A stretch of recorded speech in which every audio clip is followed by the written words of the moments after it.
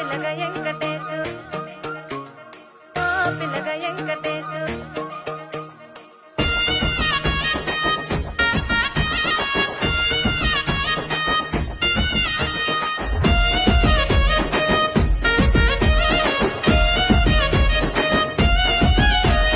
సిద్ధిరాల మనసు నాది చిన్నగా పోతుంటావో చూడక పోతుంటావో ఇంట్లో తిన్నదాన్ని నేను సిద్ధిరాల